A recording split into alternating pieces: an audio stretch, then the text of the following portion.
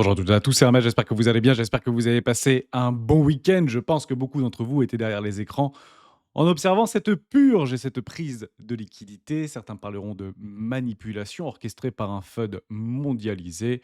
On pourra parler de CZ du côté de Binance ou encore Justin Sun du côté de HTX, fondateur de Tron. On va en parler dans cette vidéo. Est-ce que oui ou non on peut espérer un rebond haussier pour aller chercher les moyennes mobiles 50 périodes? En tout cas, tout porte à croire que ce serait une logique, une suite logique de prise de liquidité. On va d'abord la chercher au sud. Pourquoi pas aller la chercher au nord? Je vous dirai très exactement où est-ce que je me repositionnerai avec une position un peu plus forte qu'elle ne l'est déjà constituée. J'attends donc cette divergence haussière sur une confirmation. Ce sera juste ce petit point technique que j'attendrai patiemment. C'est une question de journée. On va voir si oui ou non celle-ci s'offre à moi. On en parle maintenant.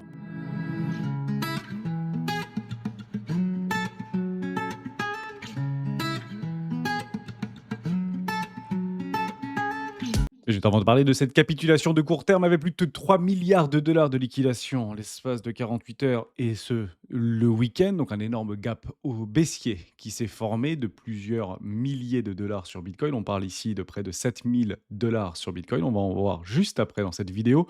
On va regarder du côté de l'order flow car tout le monde a lâché. Merci Marstouf pour tes partages extrêmement réguliers. Vous voyez les gros ici entre 1 et 10 millions de dollars, ici entre 100 et 1 million de dollars, les violets. Tout le monde littéralement ont lâché en l'espace de 48 heures. Ça a donc été fait lors d'un week-end. Toute la liquidité a été prise et les grosses victimes, notamment du côté de Hyperliquid, je ne compte plus l'écart de milliards de dollars qui ont été liquidés sur cette plateforme. C'est dramatique. Objectif atteint par rapport à cette résolution qu'on pouvait anticiper, qu'on pouvait jouer bien évidemment. On était parti chercher ce premier arrêt. C'était clairement le point clé qu'il fallait atteindre pour aller chercher à minima cette toute petite prise de liquidité d'un fair value gap baissier ici. Vous prenez la résolution AB égale CD ici, hein, et c'est exactement là, c'est chirurgical, juste formidable. Et je vous avais dit à ce moment-là, si ça devait arriver, j'étais pas forcément partisan que ça arrive aussi rapidement, mais maintenant qu'on le constate, bah, pourquoi pas le jouer bien évidemment. Je veux une divergence, et cette divergence, on est en train donc de la constituer. Ici, vous voyez comme moi, ça baisse. Ici, vous voyez comme moi, ah, bah, on va pas très bien le voir, mais grosso modo, je vais le faire comme ça. Et bah ça monte. Et j'attendrai donc cette confirmation. On n'est pas loin en fait de faire une invalidation pour aller chercher plus bas. Faites attention bien sûr par rapport à ça. Donc je vais zoomer et cette divergence, si on a bel et bien trouvé le point bas aux alentours des 74 500 dollars, en fonction des échangeurs et sur les perps, c'est même descendu en dessous des 74 000 dollars. Je voudrais tout simplement avoir une clôture en journalière au-dessus, ici, les 79 200 dollars. Donc si on fait ça en clôture, on aura une pattern de retournement court terme et ça nous ouvrira donc la porte à aller chercher l'objectif de la moyenne mobile 50 périodes en hebdomadaire qui se trouve bah, au-dessus en réalité. Donc ce type de choses, en fait, ne me surprendrait tout simplement pas. On sera donc pas seul et la journée d'aujourd'hui sera extrêmement importante. Il faudra le voir donc du côté des ETF au comptant. Je vous le dis, hein, c'est les institutionnels qui ont mis entre guillemets la clé dans la serrure de l'écosystème cryptographique, parlant particulièrement de Bitcoin, Ethereum et des plus grosses capitalisations.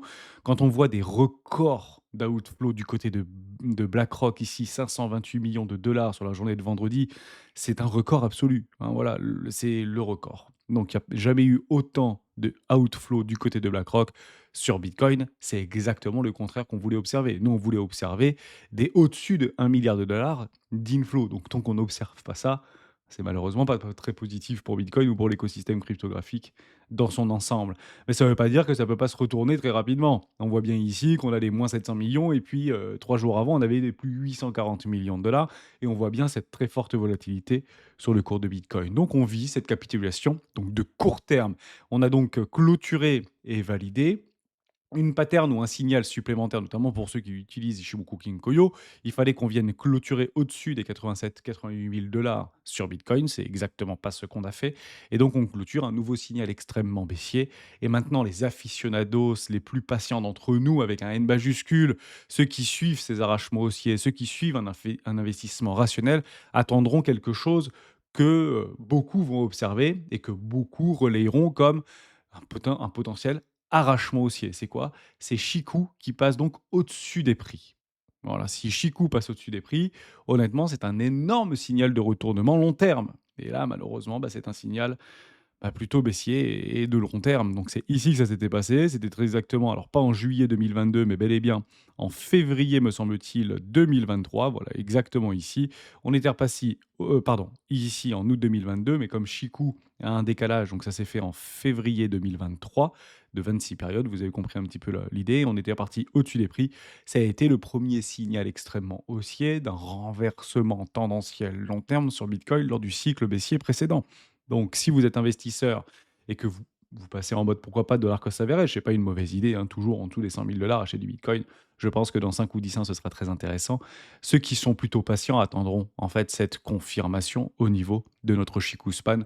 Vous en parlerez, vous, académicien avec Géo, demain, me semble-t-il. Je vous ai parlé de ça. Est-ce qu'on peut attendre donc ce rebond? Parce que finalement, c'est ce qu'on joue après une forte capitulation du week-end. Donc généralement, les mouvements du week-end sont annulés les 48 premières heures de la semaine. Mais il faut les regarder du côté un des fundings. Donc les fundings sont majoritairement en négatif. Hein, si vous prenez les plus grosses capitalisations, si vous prenez Bitcoin, on est massivement passé en négatif. C'est toujours dû à cette forte volatilité, la différence de spread entre le spot et les contrats perp. Bah, ma foi, j'ai envie de dire, est-ce que les gens se sont jetés dans les shorts? C'est ça qu'on a envie de savoir. La réponse est non. En fait, on a une très forte dégradation au niveau des open interest. On peut d'ailleurs le voir ici au niveau du CME, c'est Binance qui a lâché. On est passé de 12 milliards de dollars d'open interest ouverts à moins de 10 milliards de dollars d'open interest ouverts. Vous le voyez ici, c'est assez dramatique, hein, c'est bon, voilà, une très forte voilà, on dira manipulation de marché, CZ est derrière, il nous a littéralement explosé. On avait d'ailleurs une divergence par rapport à l'action de prix il y a quelques jours en arrière, on en a parlé vendredi, je ne l'expliquais pas. Bon, bah, ça s'explique plus puisque il n'y a plus de divergence. On a pris toute la liquidité, d'abord au sud. Donc, bah, il faudra avoir un retour des open interest, un retour d'intérêt sur ce marché. Bien que les volumes ont été multipliés par 4 le week-end, c'est assez rare de l'observer. Bah, maintenant, il faut que les institutionnels reprennent un petit peu la main et on espère un momentum acheteur va se présenter d'ici quelques heures, pourquoi pas à l'ouverture de Wall Street. Donc on fait un deuxième tour. Si au niveau des open interest, non, bah, les gens ne se jettent pas forcément sur les shorts, c'est plutôt des clôtures de longue et des prises de profit du côté short avec des spreads très élevés. Il faut aller voir du côté des maps de liquidité. Et moi, j'aime bien regarder Bybit et si vous le regardez jusqu'à un an, bon, bah, censé être constaté qu'il y a beaucoup plus d'acheteurs, enfin ici de vendeurs à découvert d'aller chercher plutôt que des acheteurs. Même si on tire jusqu'à 60 000 $, même 50 000 $ pour les plus pessimistes d'entre nous. Donc bah, je me dis qu'aller chercher les 100 000 $, hein, c'est complètement valide, en tout cas sur un fameux Dead Cat Bond. Et pourquoi Dead Cat Bond? Puisque si on est bel et bien dans cette divergence confirmée, on aurait donc ici un bottom de 5 par rapport à cette dégradation depuis les all-time high. Donc ici, vous les comptez avec moi, 1, 2, 3, 4 et 5. Bah, derrière, 2 flux acheteurs, hein, sur une flat, tout simplement en 3 ici, hein, en 3 vagues. Donc on pourrait aller chercher moyenne mobile 200 périodes en journalière ou ici moyenne mobile 50 périodes en mensuel. Bon, bah, c'est à peu près l'objectif que je me donne. 100 000 $ me semble pas du tout, inintéressant. Donc j'attendrai bien sûr pour renforcer des positions longues, cette confirmation en journalière. La journalière est clairement la time frame de référence et il faut que tout le monde la voit pour pouvoir la jouer directionnelle et on l'espère plutôt sur le spot que plutôt sur les perpétuels. Sinon, bah, ça rajoute de la liquidité au sud, vous l'avez compris. Donc ça, on sera très vigilant pour l'observer et pour le constater. Mais est-ce qu'on est sur un point bas? Bah, malheureusement, on ne peut pas le dire. Actuellement, c'est beaucoup trop tôt, mais la zone est juste magnifique, hein. On est bel et bien dans cette Golden Box, ici, cette boîte de Pandore en or que je signale systématiquement. Et il y a très régulièrement des réactions par rapport à ces boîtes de Pandore. Vous l'avez vu ici, on l'avait tracé il y a très longtemps sur des fair value gap en hebdomadaire. On est juste venu la chercher, boum, et on se fait littéralement jeter. Donc j'espère qu'on va faire exactement la même chose. Et quand on la trace, on la tient et on voit bien qu'on clôture, c'est chirurgical. Alors, est-ce que c'est fait exprès ou pas fait exprès? Peu importe. Mais en tout cas, on vient juste l'effleurer. Et derrière, bah, ce qu'on veut, c'est un réel rejet, bien évidemment. Donc, soyons patients et attendons, pourquoi pas, que le momentum revienne dans la main des vendeurs. Mais c'est pas en voyant des inflows négatifs ici, donc des outflows du côté des ETF, qu'on verra un retournement de tendance très court terme, qu'on appellera ici un dead cat band. Et je pense que les certitudes sont donc là. C'est ça que je cherchais, c'est ça que j'attendais depuis des semaines. Je veux pas qu'on pense que ça va aller au nord, qu'on pense que ça va aller au sud. Je veux réellement des certitudes. Plus qu'un sentiment dans des chaussettes, un sentiment de douleur extrême, de souffrance extrême, avec des gens qui le jouent directionnel baissier. En fait, c'est impossible qu'en 2026, Bitcoin fasse un nouveau all-time high. Et c'est en disant qu'en 2026, c'est impossible qu'on fasse un nouveau all-time high qu'on fera très probablement de nouveaux plus hauts. Puisque très exactement en 2022, c'était franchement debout sur la table, c'était une certitude absolue pour une très grande majorité des acteurs de ce marché à l'époque, la smart money les plus capitalisés comme les moins capitalisés, qu'on partait dans un super cycle de Bitcoin. Donc malheureusement, ça a été une grosse désillusion, capitulation, souffrance extrême pendant plusieurs années. Si on est exactement dans cette même fractalité, c'est là qu'on peut prendre donc des contre-pieds. Mais à très court terme, on les verra potentiellement s'embriquer. Donc moi, ce qui m'intéresse, si on devait y aller aux alentours des 100 000 $, c'est que tout le monde parle de Dead Cat Band. C'est que tout le monde dise, mais c'est un piège, etc. Et on veut voir des vendeurs à découvert mettre debout sur la table sur des DEX comme Hyperliquid, comme Lighter, où on le voit on-chain que les gens sont clairement contre ce mouvement. Et c'est là où on a des arrachements haussiers et des énormes prises de liquidité, voire pourquoi pas à l'image du gold et du silver, des blow-off top comme on l'a vu pas plus tard que la semaine dernière, avec près de 10 000 milliards de décapitalisation par rapport au top de marché sur les métaux précieux qui ont été littéralement effacés du marché. 10 000 milliards de capitalisation boursière. On continue avec quelques petites news extrêmement intéressantes. Le sentiment passe en dessous des 15, extrême peur, Trueflation, je ne l'explique pas, passe sous les 1%. Et peut-être que certains économistes nous parleront de quelque chose qu'on a entendu en 2013-2014. Le vrai problème, le vrai danger, c'est pas l'inflation, c'est la déflation. L'inflation est un problème de pauvres, la déflation est un problème de riches. Je peux vous garantir que si on passe en négatif et que c'est prouvé qu'on passe en négatif, quel que soit le pipage des chiffres, honnêtement, le marché ne s'en relèvera pas avant des mois, voire des années. Et là, pour le coup, le QE devrait accompagner les actifs à risque et on le sera bien plus rapidement qu'on ne le pense. Maintenant, il est prévu aussi que par rapport à l'investiture de Jérôme Powell, président de la Fed, jusqu'au mois de mai 2026, il n'y aura donc plus de baisse des taux, sauf cas exceptionnel. Donc, on attend les cas exceptionnels et les cas exceptionnels ne seront pas dans le bon sens à court terme, vous l'avez bien compris. Je continue avec quelques petites news parce que le lundi, généralement, on fait des news et des actualités. La bourse des États-Unis en chute libre, retour sur des craintes de la bulle de l'IA, c'est une catastrophe. Cospi perd 5,6%. On se détend encore une fois. Moi, quand je vois des news passer comme ça, allez juste voir l'indice boursier de Séoul. Il peut retracer de 4% le bébé, hein, il y a pas de souci. Le machin, il a doublé en l'espace de 6 mois. Donc, on parle d'un indice boursier. Donc, quand on voit quelque chose comme ça, bien galvanisé par l'IA, perdre 5%, c'est pas très, très grave, hein. Moi, je vous le dis, prenez des profits, hein, quand vous voyez des trucs comme ça. Généralement, on n'achète pas quand c'est parabolique, vous avez compris un petit peu l'histoire. Bitmine, pardon, de Tom Lee affiche une perte de 6 milliards de dollars, 6,6 maintenant à l'heure où je vous parle, voire 7 milliards de dollars sur son pari sur l'Ether. Je rappelle que il a réussi à convaincre des investisseurs par rapport à une société qui était littéralement en faillite, hein, depuis des années, j'ai presque envie de dire une dizaine d'années. Donc, est-ce qu'il va lâcher? Je vous le dis. Si Bitmine lâche, j'achète vraiment des ETH. Honnêtement, j'en achète une très grosse partie. Ce sera la plus grosse victime institutionnelle de l'écosystème cryptographie et un des plus gros trades perdants de l'histoire de la finance moderne. On est actuellement dans le top 3. Actuellement, s'il vend maintenant. Donc je ne sais pas s'il va continuer, si Ethereum va continuer à se dégrader, je n'en ai strictement pas la moindre idée, mais s'il capitule là, franchement, attendez-vous à une volatilité complètement folle sur Ethereum, donc faites très attention à vos stops si vous êtes actuellement contre tendance court terme sur Ethereum, donc mettez pas all-in, hein, actuellement sur Ethereum, parce que si lui lâche, je vous le dis, ça risque de faire très mal, et pas seulement Ethereum. Ethereum est le moteur, c'est un peu la Rolls-Royce de l'écosystème cryptographique en dehors de Bitcoin. Donc si lui n'a pas le directionnel qu'on attend, partez du principe que toutes nos cryptoactifs, à part des rebonds de volatilité sous narratif, sous amphétamine de narratif, il n'y aura pas grand-chose qui se passera. Et si vous regardez les top players depuis le début de la semaine dernière, il n'y en a pas tant que ça. Je ne dis pas que c'est une mauvaise chose, je dis juste que si Ethereum lâche franchement, comme on est en train de l'observer actuellement plutôt sur du court terme, je pense pas que l'écosystème cryptographique se sente bien, hein. Donc soyez patients. On est en train de traverser des constellations de moyennes mobiles. C'est pas très beau ce qu'on est en train de voir. Ça peut prendre encore une fois des semaines. Et si Bitmain lâche, il faut les encaisser, hein, les 6 ou 7 milliards de dollars en l'espace d'un coup.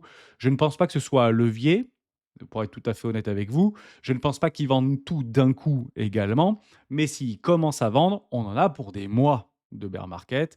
Et la cyclicité, encore une fois, malheureusement, se répétera. La sénatrice Elizabeth Warren tire la sonnette d'alarme sur l'accord cryptographique avec le chèque des Émirats arabes unis de Trump par rapport à des financements qui ont été faits et des investissements sur World Liberty Finance. Ouais, je pense que c'est bon de faire ça. Hein, il faut le faire à un moment donné, il faut aller regarder un petit peu en détail ce qui se passe au niveau de l'investisseur de Donald Trump. Puisque au fond d'un catalyseur extrêmement positif, extrêmement haussier sur l'année 2024, il peut être dévastateur sur l'année 2026-2027, surtout à l'approche des mid-terms. Donc tous les coups seront permis. Ne vous attendez pas à des choses élogieuses sur Donald Trump d'ici la fin de l'année 2026. On arrive sur les mid-terms, je vous le dis en toute franchise. Et ça va d'ailleurs probablement s'intensifier sur les 6 derniers mois des mid-terms, donc d'ici l'été. Maintenant, est-ce qu'on peut jouer un espèce de rallye printanier, les bottoms se posent en hiver, les rallyes se font en printemps sur nos actifs préférés? Ouais, bien sûr qu'il faut les jouer et si vous avez des confirmations techniques de très court terme.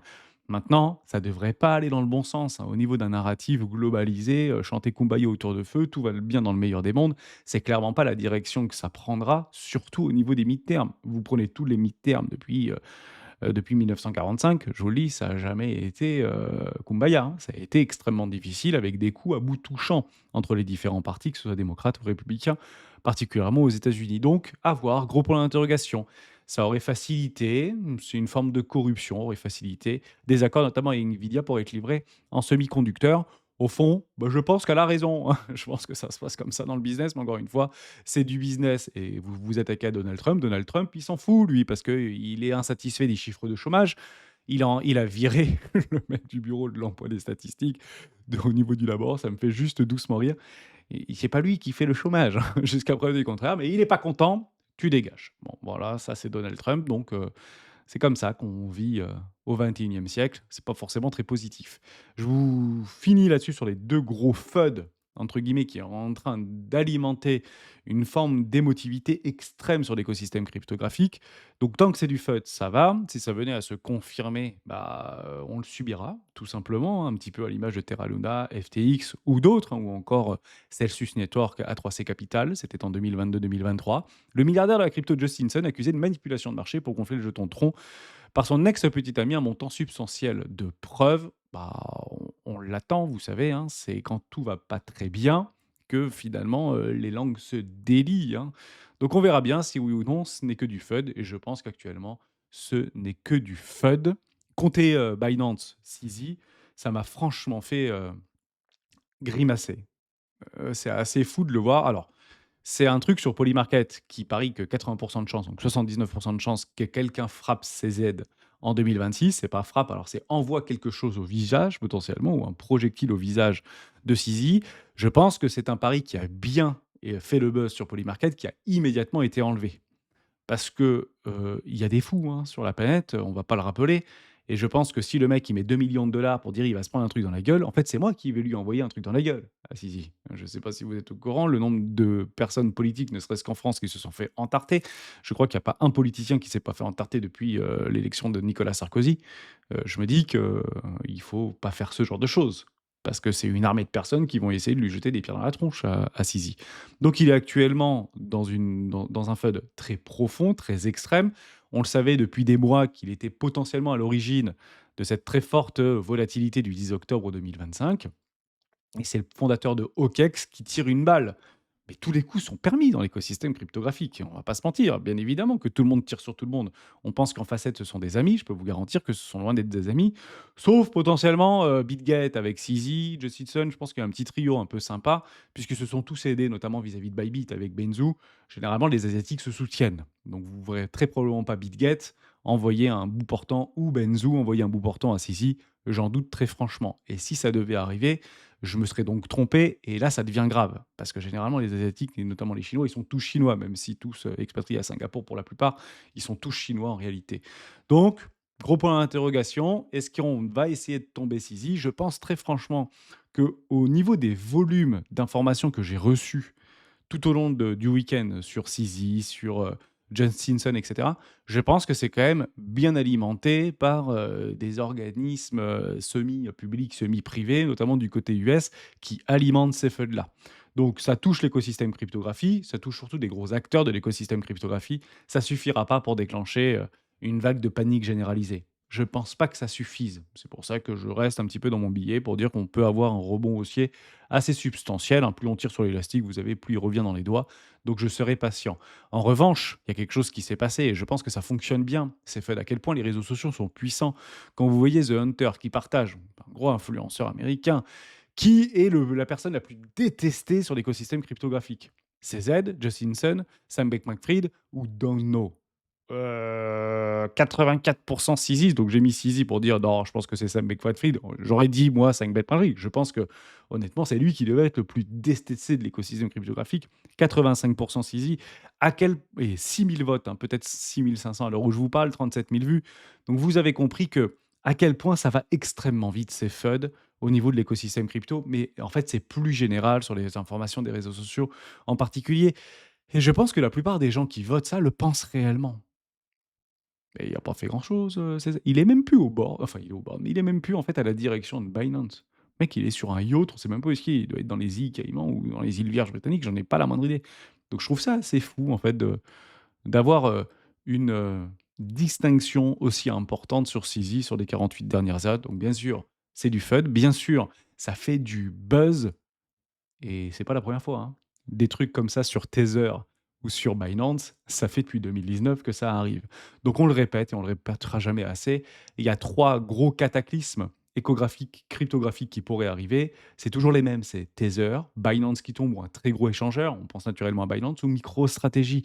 MicroStrategy est quasi en perte actuellement, en tout cas à break-even sur ses investissements cryptographiques, voire en perte actuellement. Donc Move, malheureusement, pas couronné de succès. C'est déjà arrivé. Maintenant, prenons notre mal aux patients et surtout tentons de prendre le contre-pied. J'avais une dernière petite chose, je ne sais pas ce que c'était sur Boursorama, le projet de ah oui, je finirai là-dessus. Allez, 21 minutes de vidéo, parfait. Le projet Nvidia d'investir jusqu'à 100 milliards de dollars dans OpenAI est au point mort selon WSJ. Bon, grosso modo, Wall Street. On l'avait dit. À un moment donné, c'était très bien et c'était très beau d'avoir une forme de consanguinité autour des 7 Magnificent Seven.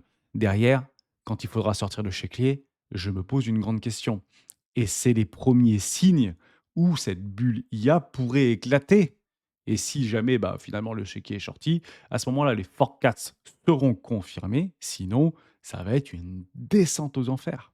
Il y a une très forte ramification autour de l'IA générative aujourd'hui aux États-Unis. Donc s'il y en a un qui décide de ne pas sortir le chéquier parce qu'il ne voulait pas prendre le dessert, je peux vous garantir que ça va avoir une forte volatilité. Et l'écosystème cryptographique ne prendra à ce moment-là, en tout cas à court terme, probablement pas le contre-pied. Donc voilà, on est un petit peu entre deux eaux, mais ça fait des semaines, voire des mois qu'on est entre deux eaux, notamment depuis octobre 2025. Il n'y a pas réellement de flux entrant sur cet écosystème. On le voit quotidiennement au niveau des stablecoins, au niveau des ETF au compte en Bitcoin, Ethereum et d'autres.